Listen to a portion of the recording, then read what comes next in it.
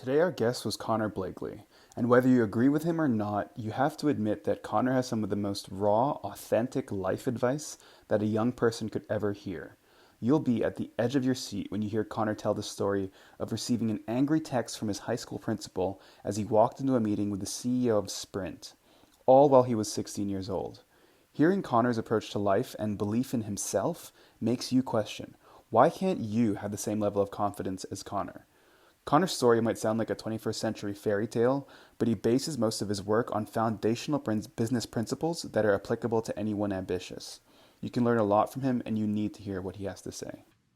So imagine having a list of your top 100 influential contacts at the ripe age of 21, including scientists, business people, doctors, etc.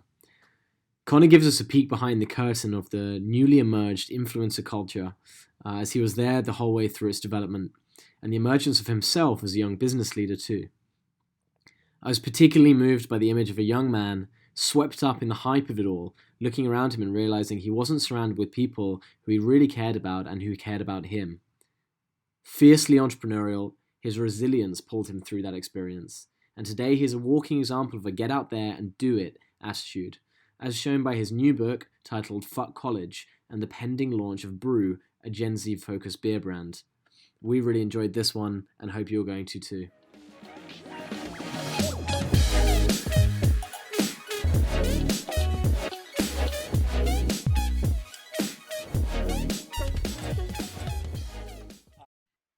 Well, we're joined by Connor today. So, you've built your own Gen Z marketing agency. You sold that. You dropped out of your high school. You've consulted with some of the world's biggest brands.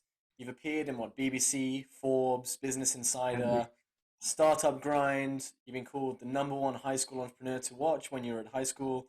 Um, you've done way more than most people have done before most people have even graduated, and you don't have a degree. So let's like start at the beginning of that. Tell us about a time when you dropped out of school, maybe. What Yeah, was for that sure. like, and how did you make that decision? Yeah, I appreciate it. So the story, it's interesting, and because of the book I'm writing right now, which we can talk about later, I've had a lot of time lately to reflect on this because I have to tell it. I actually didn't. It was a combination of dropping out slash getting kicked out, right? Because I was 17 years old. I was making six figures. And I got expelled my junior year of high school for traveling for business. They were like, "We're Wow. done with you. We're sick of your shit. You're out."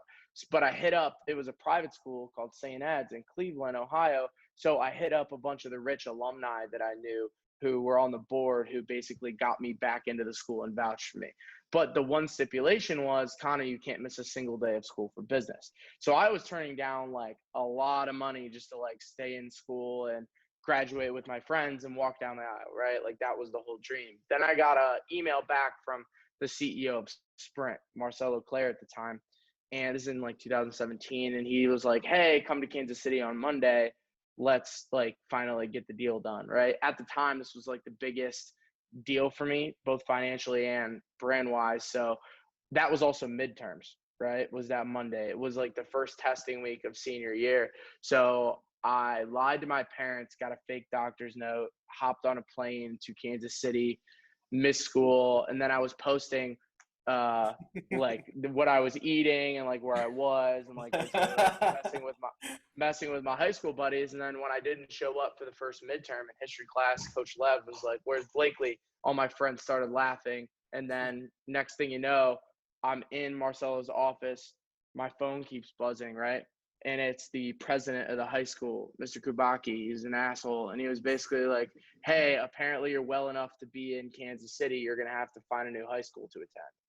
And literally right after that, the assistant walked in and was like, "Marcelo's ready to see you now." And rest is history. And then I never went back. But it's a pretty wild story for me. So like technically I got kicked out, but I like to think of it as like I already knew what the repercussion was going to be when I went. Like I knew it was going to come out. I knew I was going to get kicked out. So it's a weird combination of both. But that's really how it happened. And I say, what the biggest, like most people when they hear that story, they think about like, "Oh my God, he was probably like freaking out or something like that."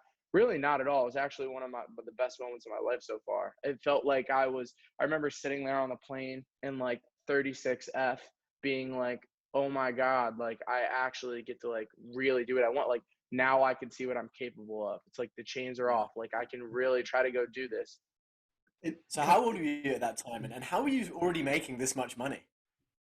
Yeah, so I was 17. At that time, I wasn't really making anything from Gen Z marketing or like Gen Z consulting or like any of that term. So I was strategic in a sense of since the time I was 15, I was the only person talking about it, right? So when I had the idea to do it, it was solely based on I know that this is going to be a really big trend down the line and there's no other young person talking about it. So if I talk about it for 3 years straight when no one's paying attention to it, by the time someone pays attention to it, I'm going to be the guy. So people are starting to pay attention to it slowly and slowly and slowly since that point in 2017 on. Now, Gen Z marketing, every kid under 25 is calling themselves a Gen Z entrepreneur, Gen Z marketing expert with a laptop. I was the first one to do it and pioneered the whole space. At that time, I wasn't making any money, right? For those first 3 years doing Gen Z stuff. I was making money like literally in like the most hustle, like entrepreneur kind of ways. Like me and my best friend Deep Patel had a basically PR and SEO company, and like we were starting media companies and doing deals with people, and I was making like probably like 125K. Like it wasn't like anything insane. It was like 125K, and I was doing it like that. But the other thing that people don't understand is when they hear like, oh, you made 125K when you were that age, do you have it all still? Like, of course I don't know, because I kept making the continuous bet on myself, right? So every weekend I would fly to LA. Every weekend I'd go to New York for a meeting, just because I was continuously taking all of that money and just reinvesting it back into myself the entire time so that I could get to the kind of the position I'm in now from a network standpoint. So that whole time when I was making all this money and like doubling down, it was like really me reinvesting back into myself and to understanding and to learning and to traveling and to being around these people. So it was definitely it was an interesting time, but I was 17. And Connor, did you get resistance? Because I would imagine, I don't know, like if I was in that situation, I'm sure my parents, my friends at the age of 15, 16, 17 would be telling me, Anthony, that's not the path. That's not what you should be doing, what society tells you to be doing. Did you get that resistance from people in your life at that time? Oh yeah, not just people in my life, like some of my like close friends at the time's Yeah. families. Like it's so wild. My parents, like, here's the thing, and I really do love my parents, but when your 14-year-old son comes to you and tells you he's going to be rich by the time he's 21 and all of these Hmm. things, and the only thing he has to show for is shitty grades and a really good arm for baseball, you're kind of like, all right, buddy, go Yeah. go do your fucking homework. So it's like Russ is one of my favorite rap artists, and his album, Doubt album, label album was called There's Really a Wolf. And that it changed my life because he titled it There's Really a Wolf because he always felt like he's the little boy who cried wolf, right? Like, guys, there's really a wolf, like, and nobody believed him, right? But he was the wolf. So we titled the album, yeah, there's really a wolf and it's me. That parallel for me like changed my life because I felt like I was a little boy crying wolf. Like, guys, like, I'm great, I'm great, I'm great. Resistance from my parents screaming at me about homework, right? My best friends being like, like, we support you and we want you to do well, but like, this is excessive. Like, are you sure? So it doesn't come from a place. And the whole time in my head, I'm like, I got this. Like, there's really a wolf. Like, there really is. And I talk a lot about like doubling down on yourself, betting on yourself, but it takes an unparalleled level of self-awareness and confidence for it not to cripple you. That's why I tell people who are like thinking about doing anything who are young, it's like, could the girl of your dreams who you are absolutely in love with come up to you and be like, I don't think you should do this, and you're like, fuck you, I'm gonna do it anyway? Like, to me, that's the level. And why would you date a girl who wouldn't support you in that way? But like, that's the point I'm trying to make. So it was a lot of me being like, there's really a wolf, and a lot of resistance to like, it just caused a lot of shit like internally that I've had to sort through because it was definitely a difficult time. What No, for what sure. didn't It's yeah. interesting, right? Because I think every single young person wants to aspire to be a TikToker now, or an Instagram famous influencer, or you name it, on whatever social media platform's hot. People want to be the it thing on that. But this was at a kind of a period when that was only just emerging. Like, how did you spot this trend that early and at that kind of age?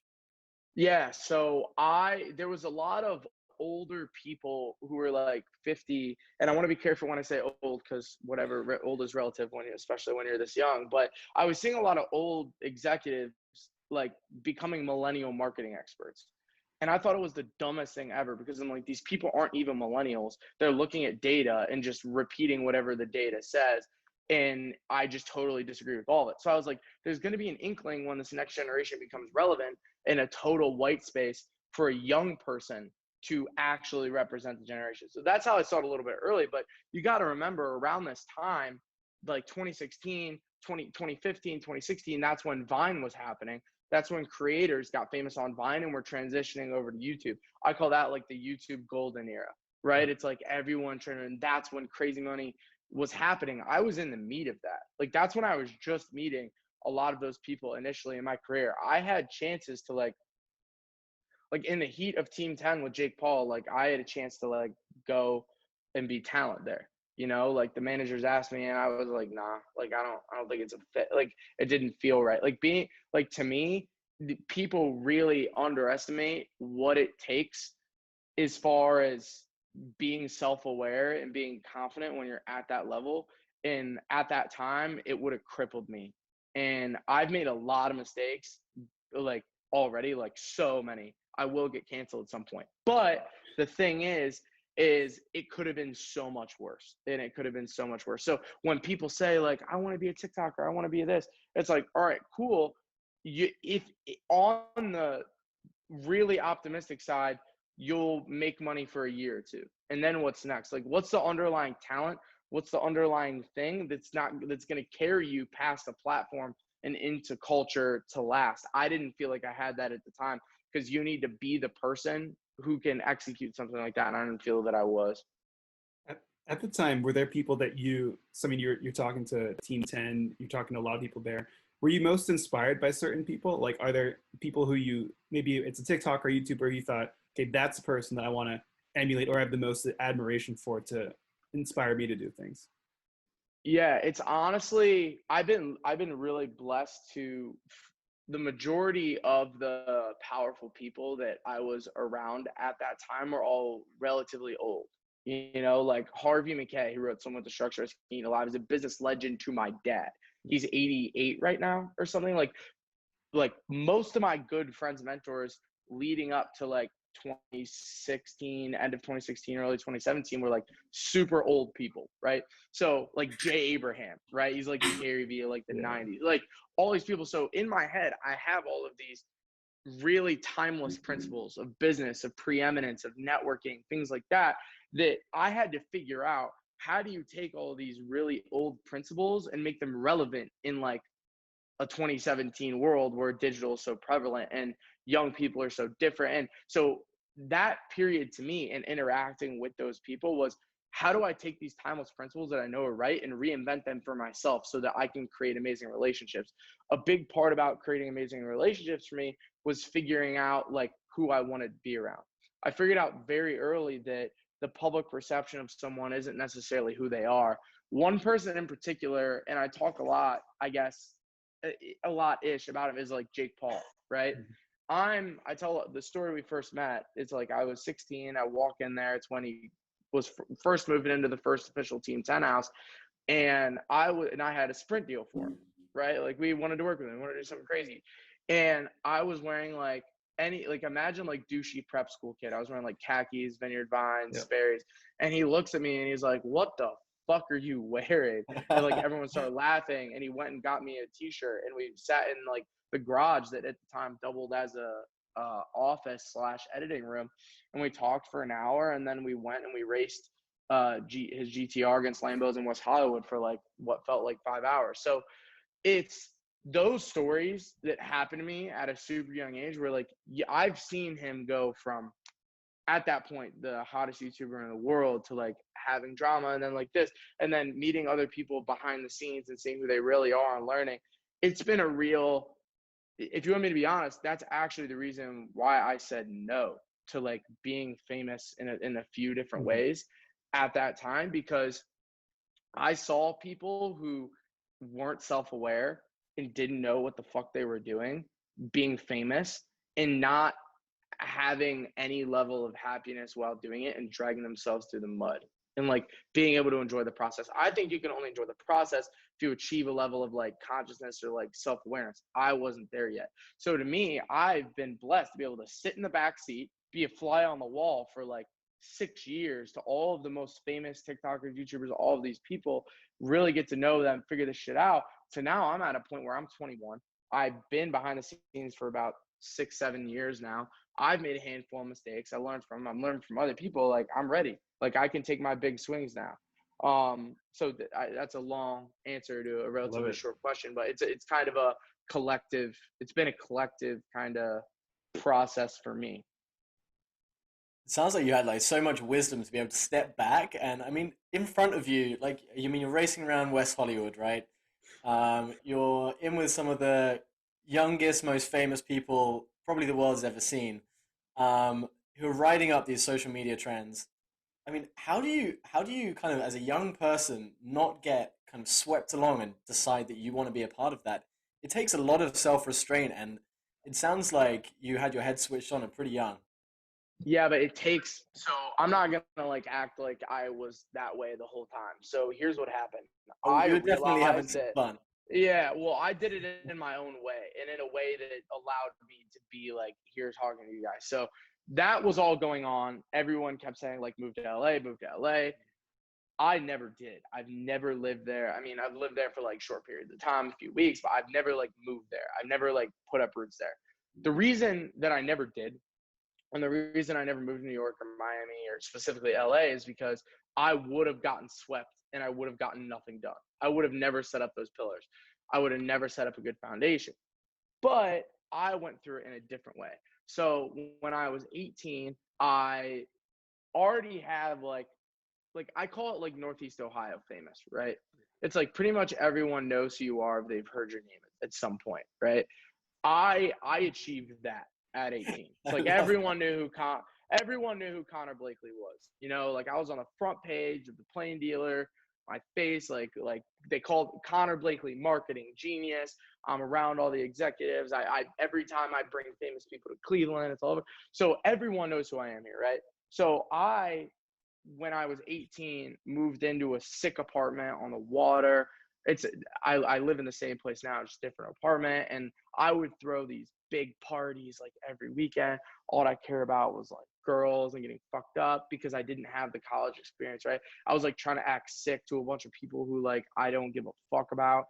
And I went through that and it was really hard for me because I got like in a personal relationship I got screwed over pretty bad. And then I looked up, realized a bunch of shit about people around me. And then like I remember a moment where I was by myself crying on the fucking floor. And I'm not even trying to be like manly guy. Like I don't cry. Like I genuinely never cry. I can count like on one hand the amount of times I've cried in the past 11 years, probably.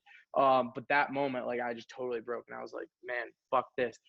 To me, that was that moment where all that stuff to me, it was like didn't matter. It was like ego death. Like I thought I had ego death. To me, like that actually was ego death. And after that point, that it took a little bit to like get through it and actually like fizzle it all out. But it's at a point now where if I wouldn't have had that experience of like clout in my own way, of like girls in my own way, I would have never known how to operate that at a larger scale. Because it's in a lot of ways it is the same thing, you know. It's just in a bubble versus the entire country. I am so lucky that I got to experience mine in a bubble instead of in front of the entire world. So now when I go in front of the entire world, I'm a lot more well prepared. The problem is, are the things that happened in the bubble going to cancel me in the entire world? I don't know. I guess we'll find out. But yeah, that was how I experienced it and thought about it. Because I was taking all of that home. I was taking LA home to Cleveland, like Yeah. how I was dressing, how I like literally crazy. Like if you wear ripped jeans in Cleveland and anywhere, the first thing someone's going to say to you is, "Oh, you got a hole in your jeans." Like it's crazy how different it is. The Midwest is a different beast, but it also allowed me to remain grounded and attached to the real world. Because what people in New York and LA don't understand is the world is not real. Like their world is not real. And when I say that, they're like, "Oh, you're not acknowledging real America." I'm like, "You idiots aren't acknowledging real America." There's Montana, South Dakota, Ohio, Indiana, Tennessee, Alabama.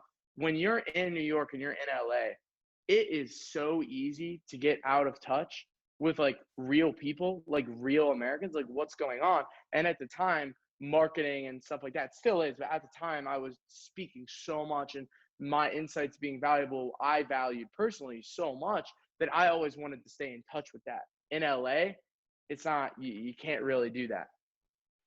So you're at the point where you'd left high school / got kicked out. You were talking to the CEO of Sprint.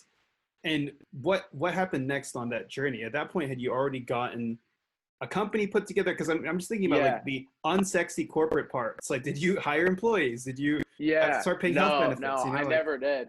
Yeah. No, I never did that. I never did that. And it's one of the best things I did, but it's also one of the worst, right? So I understood that I had no idea how to run a business, like hiring employees, like doing shit like that. I had no idea.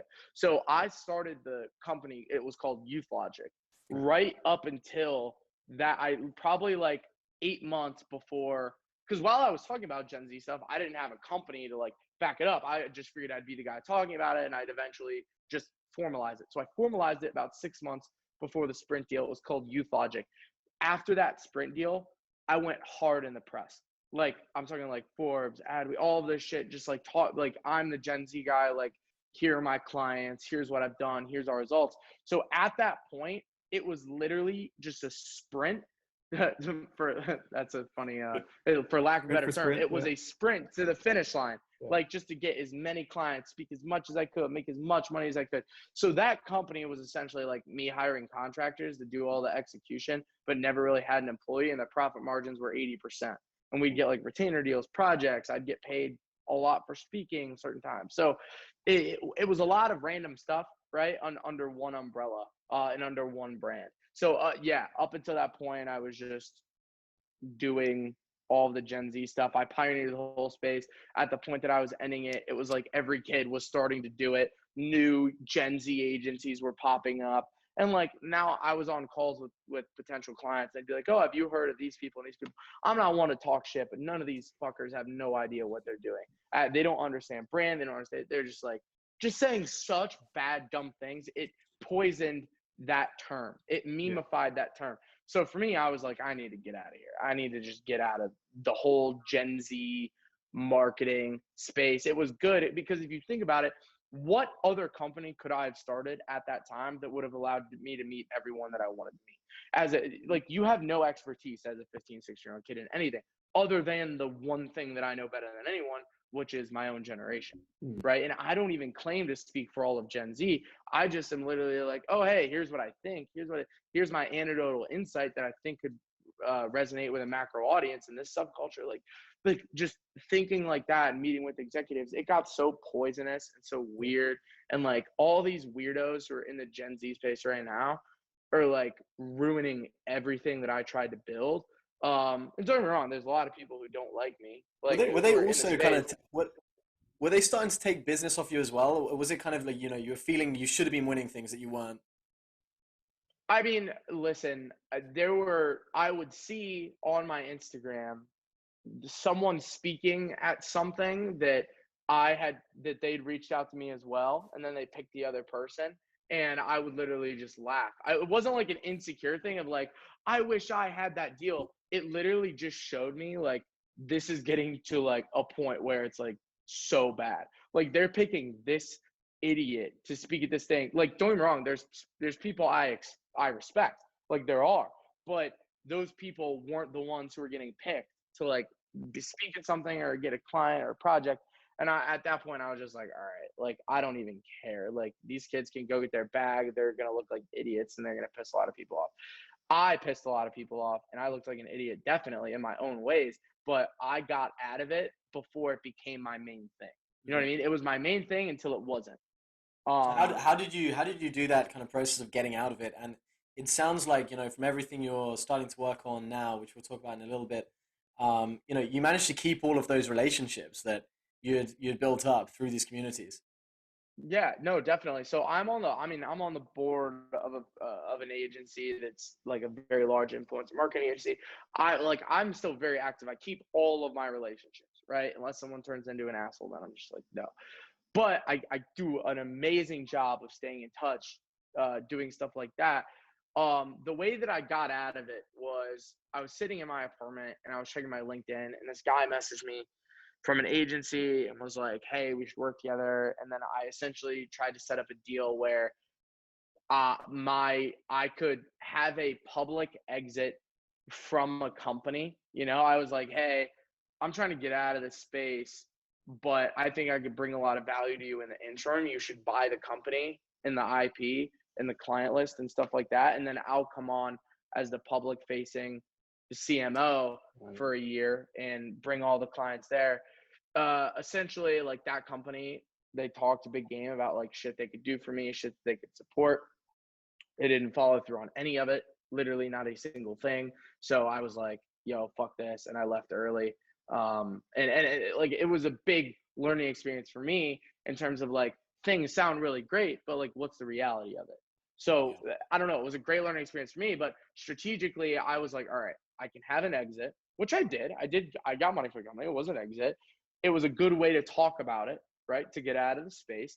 I brought clients. I was still doing it. I'm still speaking. Don't get me wrong. Someone wants to give me money for consulting or speaking now. Like, if the money's right, like, I'll do it. It's not my main thing, but I'll do it. So that was a way that publicly I could be like, all right, this was really cool. I pioneered the whole space. It's corny now. I'm out. What time period was it? So like you started the company and you're like 16, and then what, 3 years later, 4 years later, it's when you left? Yeah, I think the timeline was probably like 4 years, because I did it for 4 years. I was talking about it longer, but that exact company was kind of a 4-year run. Yeah. And when that happened, did you have in your head like, okay, I've had, I would imagine, a pretty intense 4 years. A lot of stuff happened. Did you know what you wanted to do next? Was it more figuring out, no idea, take a break? Or... No.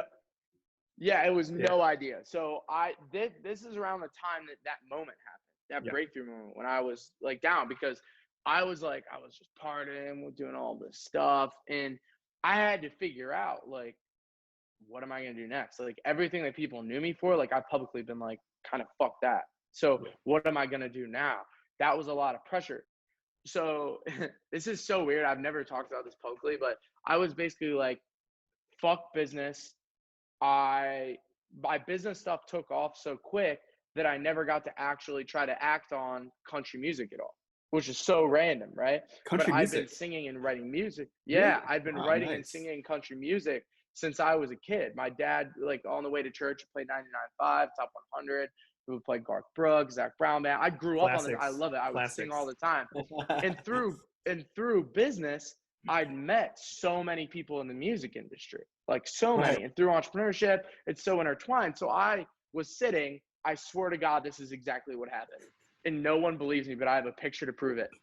One night, no, it was a year and a half or 2 years ago. I'm sitting in my apartment. I'm sitting there and I go, I'm moving to Nashville tomorrow. Fuck this. Like, fuck this. I'm literally moving there tomorrow. I put everything in my apartment in plastic bags and boxes, put it all into my Jeep. I went to my dad's house. I said, hey, Dad, I'm moving to Nashville. He goes, are you fucking crazy? I go, yeah. I drove the 8 hours to Nashville. I lived in Kimpton for a week. And signed a lease downtown, and I lived in Nashville for a year, only doing and writing country music and doing it. But here's the thing. That whole time I'm in Nashville, I'm getting the itch. Like, I'm starting to like see things clear. I'm like, all right, like, business, like, my business mind is going, like, as I'm doing this country music shit. And what did the country music stuff look like? Was it you playing in bars every day? Dude, just, like, drinking whiskey and... Bro, no, it's so funny because I went there with not knowing, like, I knew two people in the industry in Nashville. 2. The first day I get there, the first fucking meeting I take is with a guy named Luke Laird, one of the biggest country music writers, like, out there. I mean, that was so lost on the Brit, but yeah. Oh, it was literally crazy. Like, the first meeting I get is like crazy. So I basically, in that meeting, I realized I need to, like, put in the work. Like, I put in the work for business. I need to put in the work in writing. So literally, that's all I would do is write music, sing, meet people. Like, I didn't really play any bars or anything. It was more so just like meeting with other writers and collaborating and doing stuff like that. And it was amazing. It was good. I honed that craft. I put in my 10,000 hours of writing. Like now, but in essence, while I was there, I got the idea for what we could talk about in a second. But what I realize now, doing what I'm doing now, I still write with like big people now because of what I'm doing now. I actually leveled up. I have better relationships in the industry now than what I did when I lived there. But when I lived there, I put in the 10,000 hours and it's all that I did. So now that's just one more thing in my arsenal. If I'm in the studio with like Party Next Door and Drake, randomly through a business thing, it's like, yo, like I write, I do music, I can help. Like, you know, it's like, don't, and I actually learned this 2 weeks ago because I was selling myself short because I've always been the business guy. I didn't realize you could be the business guy and you could be like a music genius too. And like, but that's what Kanye is. Yeah. And like, that's a whole other thing. But like, I didn't realize that enlightenment for me. He realized that when he was like 30, like right? To me, I'm 21 and I just realized that I can do both. So my mind exploded of like, holy shit, I can build a company that's so synonymous with music, alcohol, right? Alcohol and music hand in hand. People involved in the country, in the thing, or country music, and I can go and write and like do other stuff. I'm not gonna put out an album or anything until I exit this company or do that. But like, I'm gonna write on like really big songs, and I don't want to sell myself short anymore because I always thought like, oh, I had to pick. I don't have to pick. I'm Connor Blakley. I can do both. I think also we're seeing this trend where Kanye is an obvious example, but you think about, let's say, Ryan Reynolds. Ryan Reynolds bought into a gin company, so he's in alcohol. He just bought a Welsh football team. You think about George Clooney, you think about all these people that entertainment, media, and business, I think there's so much fewer silos now. I mean, I think, you know, Drake was Twitch streaming, you know, like Sergio Aguero, football player from Manchester City, had the biggest Twitch stream growth over the last year. That I think what you've stumbled upon, maybe unintentionally, is what I think new business will be in the world of media and entertainment. It's not about just being, I'm just a music person, I'm just a film person. It's like they're all coming together. Yep, exactly. It's like, that's why I kept thinking, I'm like, I'm Connor Blakley. Like, I'm going to put out this book that's called Fuck College. Yeah. The subtitle is How Young Leaders Can Win in Life and Business. Fuck College. I'm going to put that out. I'm going to do a ton of press around it, right? And that's going to elevate my personal brand to like, but like, I think that there's a chance that that book brings me to a level of famous, right? But then now music, now brew, now YouTube, now relationships, and everything is just like, it's all the same thing. And that intersection of culture and business, the lines are starting to unblur themselves. The fog is starting to clear. And that's what, basically what you just said is like what I've started to realize for myself. But I was seeing it in other people, but I didn't see it in myself. So I think it's really powerful, and we'll see what happens. Everything I'm doing could totally flop, but I have no problem calling my shot and saying that I think that it's all going to be a win. Believe in you for sure. I believe in you. Oh yeah. Hey Connor, it might be a good time. Let's do a 2-minute pitch of that book then. I want to hear what it's about. So essentially, Fuck College, it's going to come out probably end of February or mid-March. How young leaders can win in life and business. To me is, there's two parts, right? As I said before, I've been blessed to, since a very early age, 14, be around some of the brightest elder minds in business, 80-year-olds, 60-year-olds, 50-year-olds. Those principles get passed down, right? Like there's timeless principles about preeminence or marketing or management or all of these things, but they're not communicated or story told in a way that young people can resonate with and like act on. So my idea was, I want to take all of my insane stories combined with my interpretations of all of these timeless principles and put them into a book. Fuck College is not an anti-college book. It is a Bible for networking in a 2020 world. And I stay away from talking about dates or generations in the book, because I believe that the same way that those principles were distilled to me and how they're timeless, the principles and stories that I will tell in the book will also be timeless. They're just told in a way that young people in the current culture that we're in now can understand and resonate with. There's a certain kind of book It's a certain kind of book. Like not a certain kind of book. It's a certain kind of title that is gonna like it. I think I'm writing this book for the 14-year-old Connor Blakely. If I'm walking in the store and I see this book or I see it on someone's social media, I'm buying that shit right away. I'm giving an entire generation of outliers and entrepreneurs permission to do what they already want to do. But it's one thing to give them permission. What that's what the title is. It's permission to act on what they already want to do or believe in, right? To believe in themselves. The second part of it is how. I'm a random kid from Cleveland, Ohio, who ended up becoming one of the most connected people under 30 in the world. You know, I don't have a connected or affluent family.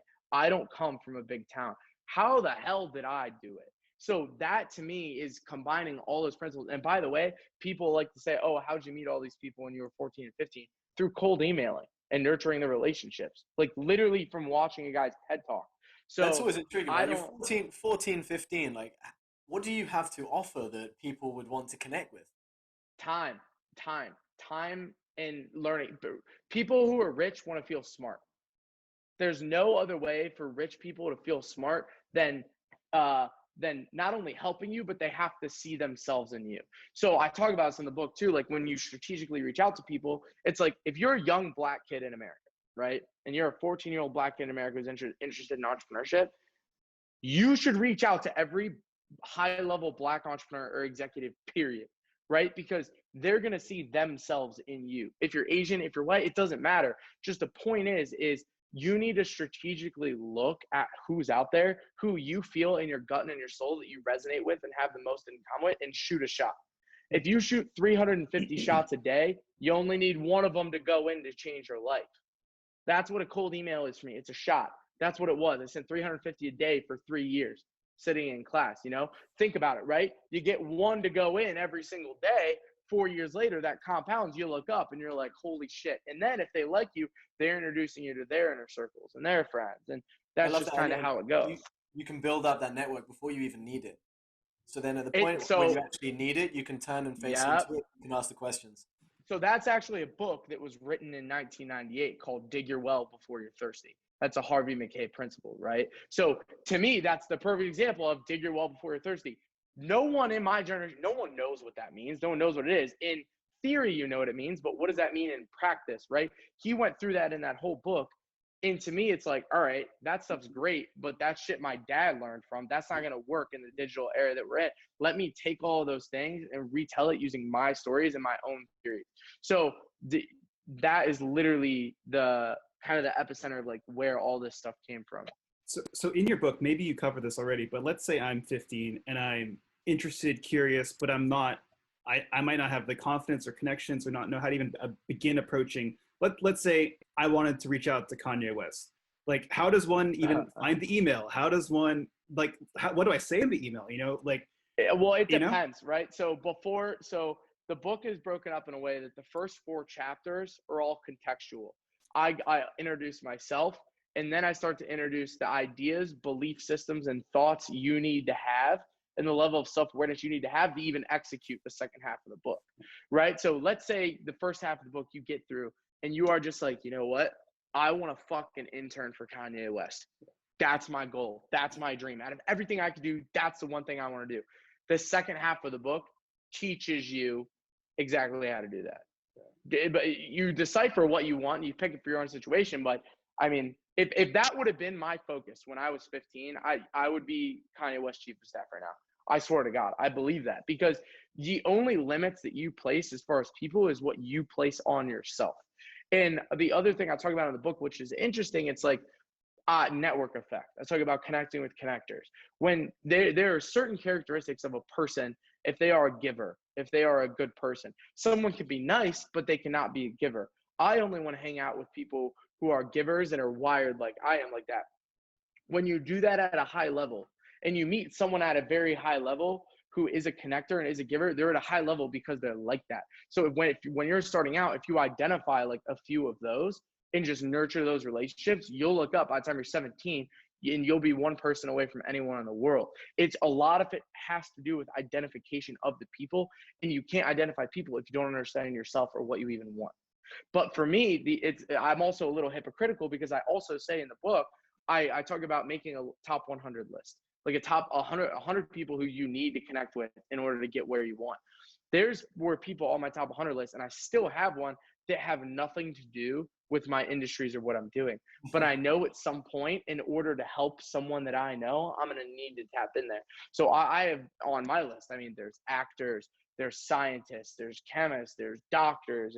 Well, why? Because I can pick and I can connect and I can plug in. Do you know what it's like if someone's wife has cancer and you introduce them to the world's best doctor for that shit? That is life-changing stuff. That's power. That's real relationship. But that can't come from a place of I'm trying to get something. It needs to come from a place of like, I actually care about you, but you can't actually care about someone if you don't even like them. So that's why you can't like anyone if you don't like yourself, because then it's all fake. So it's all encompassing and it all kind of mushes together. Connor, and so this is the other thing I was thinking about when you were talking, right? So when you were really young, you definitely benefit from this kind of knowledge arbitrage, right? So you can ask anything of anyone, and they're going to look at you and say, hey, they're young, they're keen, they want to learn about this thing. I would love to teach them because I've got all this wisdom of my 40 years of business experience. I'm going to take them under my wing. So as a young person, it seems like, this is a really viable tactic. I was actually curious when you were talking about, what's your take on, okay, I'm 60. I haven't been where I want to be. I've got 15-ish years of life left, and I really want to achieve these things, and I'm going to need this network. At that kind of stage, do you think is it a limiting belief as to your point that, would I be able to do that? Do you think that that's viable for someone who's older to be able to use network in the same way? No. I mean, there's certain principles that you will be able to pick out of this book. I should actually add something in there. If you're over the age of 30, only read these parts, because a lot of it like this is for people under 30, like specifically under 25, or even people who are in college, right, or high school students. But I think that a lot of the principles that I talk about in the book, as far as like creating your own private club or preeminence, or even like following up, or the cold email tactics if you want to get something, I think a lot of that stuff can work. I'm obviously not 60. I can't speak to like what that is like and what you want to do. But I mean, my dad's 50 and it's something that he struggles with, right? Because he's like, oh, if I reach out to someone or whatever, they're going to think I'm just trying to get something because I'm 50. And I'm like, you know what? You're kind of right. Because at that level, it's like you have so much foundation. It's hard to like get out of that. So I don't know. That's a whole nother topic. But it's very empowering. It's tough. Yeah, it is. Because it really is. So, well, I was just gonna say, like, there's things. There are a lot of things in the book that will apply to people like that. It's so situational too, because like, what is that thing that he wants to accomplish? To me, if you're at that age, like, and it's a business thing you want to accomplish, I don't know. But if it's like a personal, like, happiness thing of like, you want to meet this person and and you want to meet them before you die, or like you want to go parasailing in Australia before you die, and like you don't know how to like get to the person, like that kind of stuff. Yeah. But if it's like I have a business goal and I'm 60, I don't know. Like I'm so out of that kind of discussion. But actually, that sticks kind of a burning platform for young people. You got to get started as soon as you possibly can, so that you don't hit those ages of 30 where, okay, after that kind of age, maybe some of these tactics don't work. Get started quick. Yeah, and I say too, it's like if you want to be a doctor, you want to work at the Cleveland Clinic and the Mayo Clinic, right? It's like those are the two top hospitals that aren't private hospitals. So it's like, what do you want to do? It's like, what do you want to do? You can't figure out what you want to do if you don't know who you are. And I think that I tell a few stories and because I have one part in the book where I literally say, like, these are the belief systems you need to have to accomplish the rest of the book. And if you don't have one of them, you're fucked.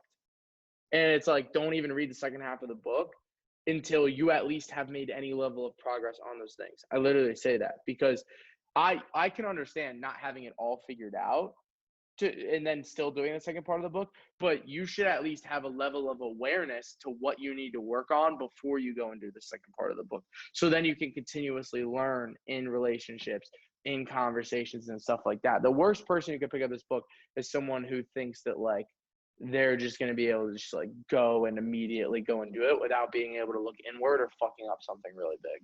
And right now, where could So- the book's coming out next year? Just very practically, where do people find it? Yeah.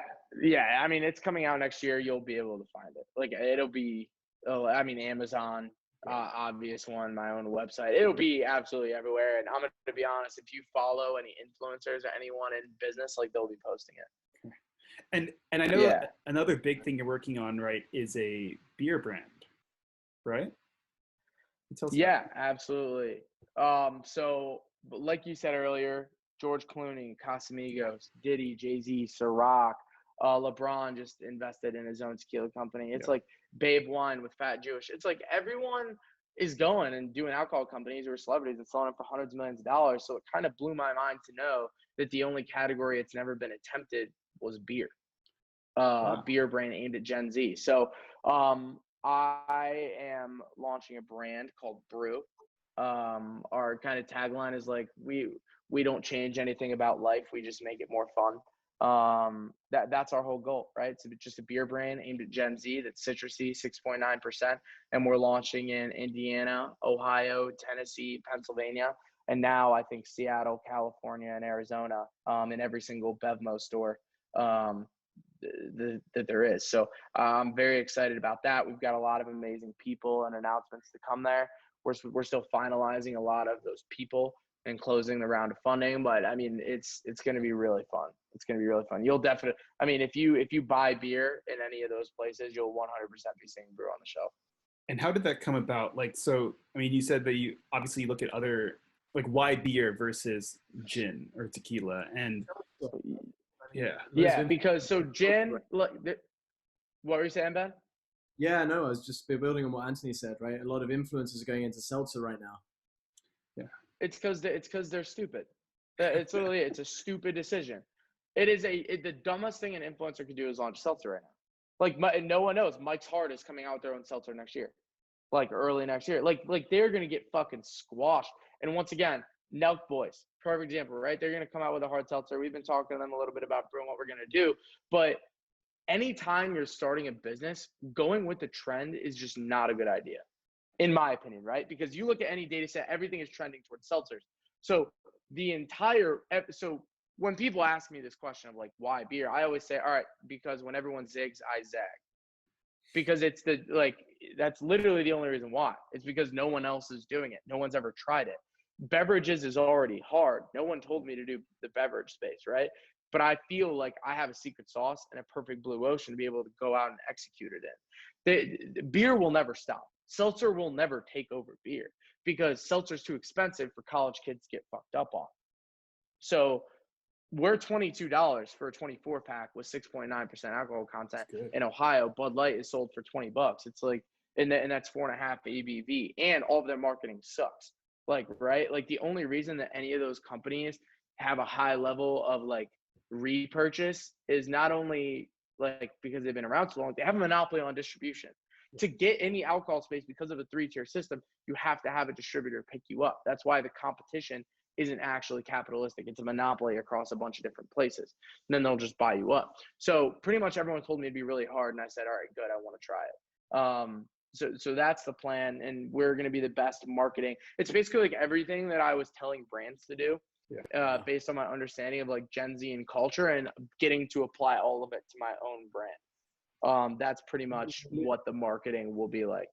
You're literally doing this. You couldn't be doing it any earlier because, I mean, you've just turned 21, right? And that's the age you're allowed to make this. Yeah, I mean, on the on the record, I literally have to say like I've never drank before I was 21, and like literally because it is that strict. Like they will literally come at you. Like that's a problem with a lot of the influencers who are starting the seltzer. They don't understand the rules and regulations. If you are in a video shotgunning a beer with someone who's underage, as the founder of the company, they will fucking come after you. And you best believe that the lawyers at Anheuser-Busch and Miller Coors and all these companies who get paid to like literally do nothing all the time are waiting for something to do. Like they're on a retainer, like they're fucking waiting. Like of course they're gonna come after a famous influencer for like FTC violations and stuff. So these are the things that no one really thinks about when they go into those spaces. But the tequila stuff is dope. Like like Jason Derulo just launched a tequila too with my friend. Like Of course. that stuff's amazing. It's just so non-competitive. Like where I like someone's like, oh, we're launching a seltzer, we're doing a wine, we're doing. I'm like, all right, like go do tequila. I don't care. Like because my customer, if they drink vodka, it's Orloff, and if they drink tequila, it's because they got it for free or someone brought it. Yeah. So they're broke college kids. Yeah. In light of, like this podcast is called What's Next. And I think we've had a really good time talking about all the next steps that you've been through. And I'm envisioning a future where Connor Blakley is beer mogul, best-selling author, all these things above. How do you look to what you want to do next? Like, these are already a lot of things you're working on, but do you have plans? Do you let it go with the flow? Do you have a specific set of goals? And not forgetting the country music, of course. That's country. So I have this saying that dead fish only go with the flow. It's like when someone says that, and it's a common saying in my head, I just go, only dead fish go with the flow. Because I'm a big believer in you create your own life, you create your own destiny. If you fuck up, you can get back up, you can do it. And a lot of what's going on now is a lot of victim mindset, and like people say I'm victim blaming. Like you're in America, like I don't care about the coronavirus right now. Like this is still the best time. It's still the best time to start something, So for me, I want to accomplish building Brew and do a large brand, launching a bunch of products. Like I want to do that. I want Fuck College to be a mainstream success, and I think it will actually change culture. That's my goal for that. And I want to continue to write music for really amazing artists. And at the end of it, the end game for me is I want to sell Brew for hundreds of millions of dollars. And at that point, it's like, I always say, like, when I cross the finish line, then I'll figure it out.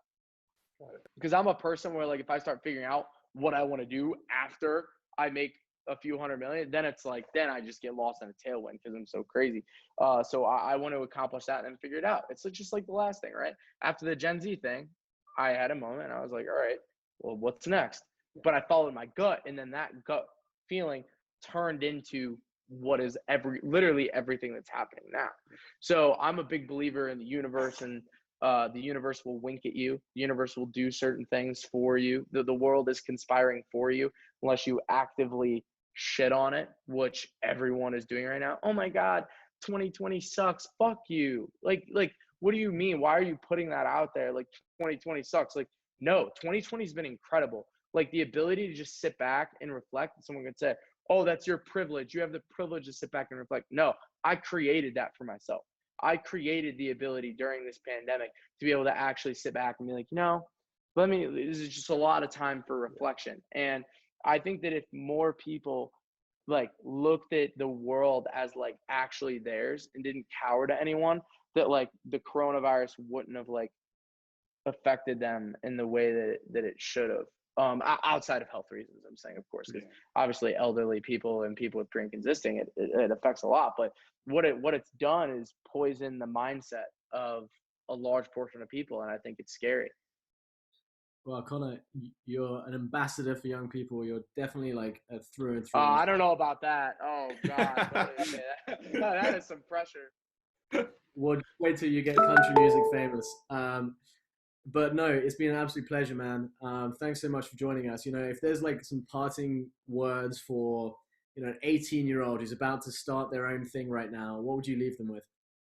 Anyone who shits on you and is making fun of you is doing it who are close to you because they care about you, not because they don't believe in you. Amazing. Love it, man. Thank you, Connor.